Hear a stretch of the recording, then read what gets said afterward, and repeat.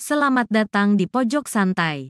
Sebelum Anda mendengarkan audiobook ini, kami menginformasikan bahwa channel ini adalah review audio dari buku yang ada di Indonesia. Untuk membaca keseluruhan buku ini, kami menyarankan membeli buku aslinya di toko buku kesayangan Anda, baik offline maupun online. Keberadaan channel ini dimaksudkan untuk membantu Anda mendapatkan pengetahuan dari buku-buku kesayangan Anda.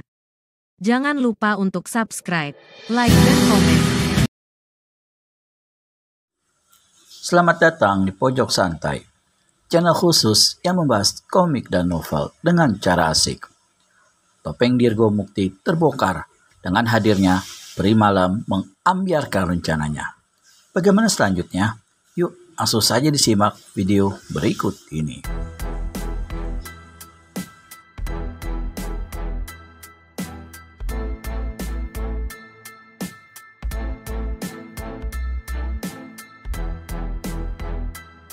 Diam!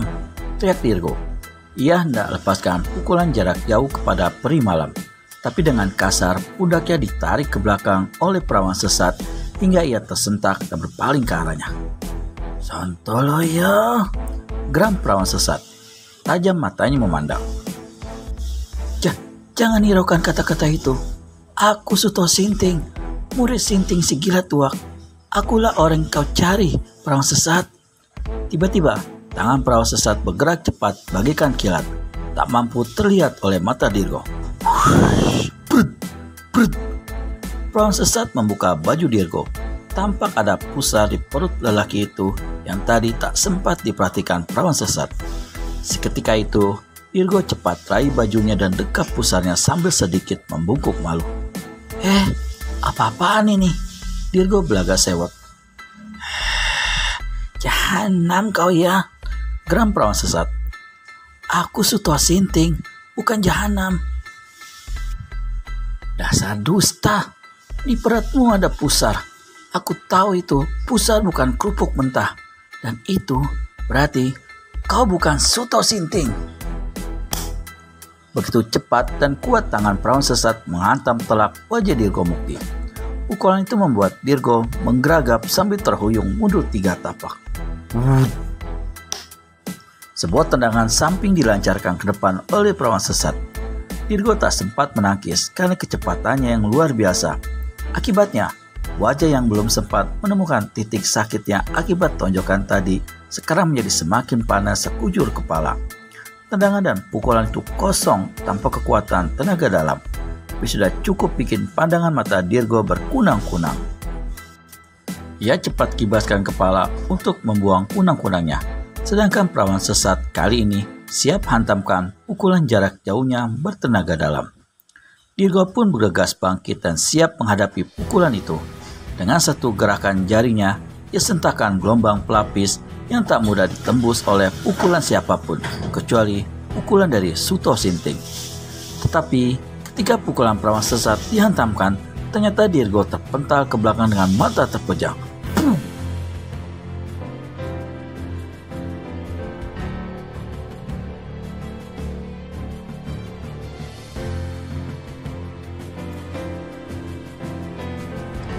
Jatuh telentang setelah mendengar suara ledakan keras.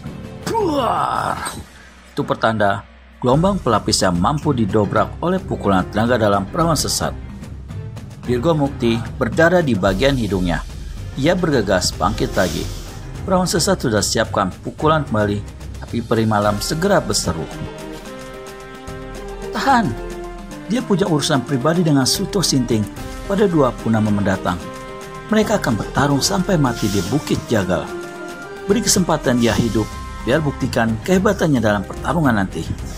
Sebaiknya... Kata-kata itu henti, karena tiba-tiba tubuh perawan sesat bagaikan lenyap karena kecepatan lompatnya yang begitu tinggi. Dirgo tak sempat berseru menahan kepergian perempuan yang liar dalam bercinta itu. Ia hanya menggeram dongkol pada Peri Malam. Peri Malam tertawa cekikan melihat wajah Dirgo bonyok. Perawan sesat bukan hanya tajam mata, namun juga tajam ingatannya. Ucapan Peri Malam sempat lekat dalam ingatan, bahwa Suto ada di perguruan Merpati Wingit dalam perawatan lukanya. Ini suatu kesempatan baik buat perawan sesat untuk membawa Suto ke Bukit Garinda. Tetapi, kemana arah perguruan Merpati Wingit? Perawan sesat tak pernah tahu arah perguruan itu. Satu-satunya jalan, ia harus mencari sebuah desa dan menanyakan kepada beberapa orang di sana. Perawan sesat kembali berkelebat ke satu arah. Tujuannya adalah kaki bukit yang tampak dari tempatnya singgah di atas pohon. Namun, baru beberapa kejap ia bergerak, telinganya menangkap suara deru kaki kuda. Tertek, tertek, tertek, tertek. Perawan sesat telengkan kepala untuk menyimak suara kaki kuda itu. Setelah jelas arahnya, perawan sesat sentakkan kaki dan melesat pergi menuju arah derap kaki kuda. 3 orang berkuda melaju melintasi kaki bukit. 2 dari mereka adalah perempuan berparas manis, 1 penunggang lainnya seorang pemuda berparas imut-imut.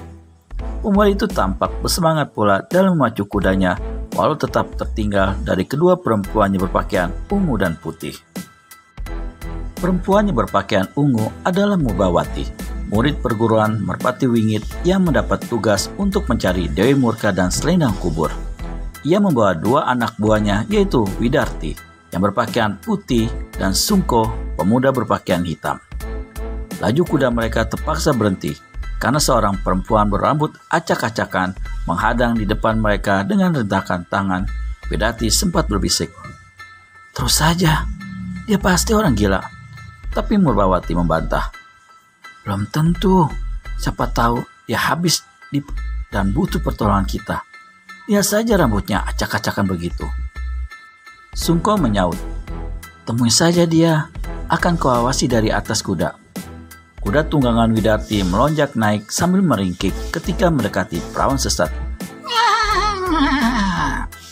Widarti kebingungan menenangkan kudanya sampai akhirnya ia jatuh dari punggung kuda.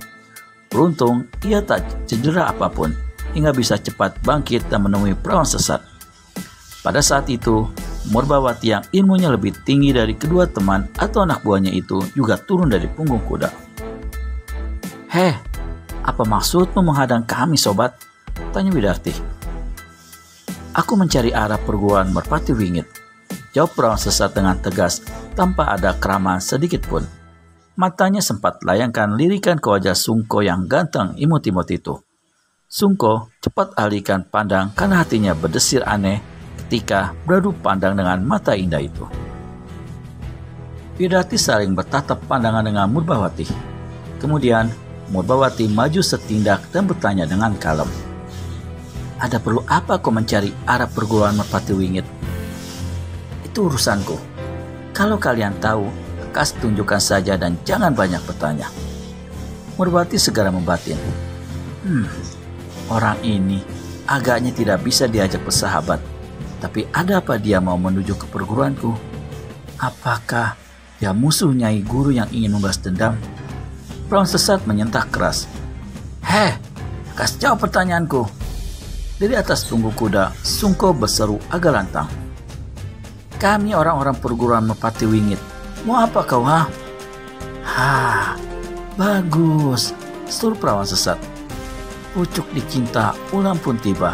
Berarti kalian bisa tunjukkan di mana letak perguruan kalian itu."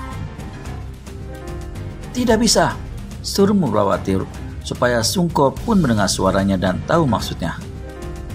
"Kami tidak akan tunjukkan di mana tempat perguruan kami sebelum kamu sebutkan apa keperluan mencari perguruan kami."